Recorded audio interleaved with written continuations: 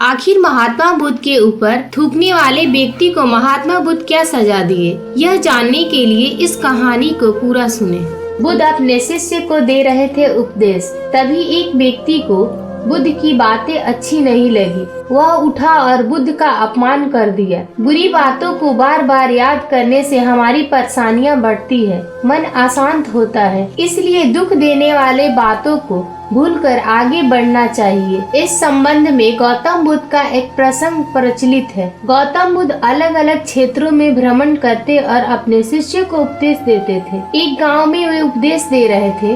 बुद्ध ने कहा कि क्रोध ऐसी अग्नि है जिसमें क्रोध करने वाले खुद भी जलता है और दूसरों को भी जलाता है। बुद्ध की प्रवचन सुनने के लिए बड़ी संख्या में लोग वहां बैठे थे। उन लोगों में बहुत गुस्सा करने वाला एक व्यक्ति भी बैठा हुआ था। उसे ये बातें पसंद नहीं आई। वह अचानक उठा और बोलने लगा कि बुद्ध, तुम पाखंडी हो। बड़ी बड़ी बातें करना ही तुम्हारा काम है। तुम लोगों को भ्रमित कर रहे हो। तुम्हारी ये बातें आज कोई मायने नहीं रखती है।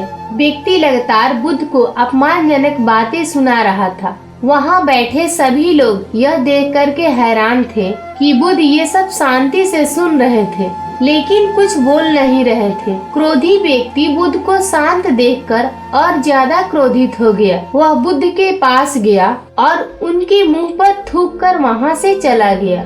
घर पहुंचकर क्रोधित व्यक्ति का मन शांत हुआ तो उसे अपने किए पर बहुत पछतावा हुआ। वह बुद्ध से क्षमा मांगने पहुंचा, लेकिन उस गांव से बुद्ध पड़ोसी के गांव निकल चुके थे। वह व्यक्ति बुद्ध को खोजते हुए दूसरे गांव में पहुंच गया। वहां व्यक्ति को जैसे ही बुद्ध दिखाई दिए, वह उनके चरणों में गिर गया और क्षमा मांगने लगा। बुद्ध ने उस व्यक्ति से पूछा, तुम कौन हो और क्षमा क्यों मांग रहे हो? उस व्यक्ति ने कहा, क्या आप भूल गए? मैंने कल आपके साथ बुरा व्यवहार किया था, आपका अपमान किया था। बुद्ध ने कहा, बीता हुआ कल मैं वहीं छोड़ आया हूँ और तुम अभी भी वहीं रुके हो। तुम्हें गलती पर पछतावा है। तुमने पश्चाताप कर लिया।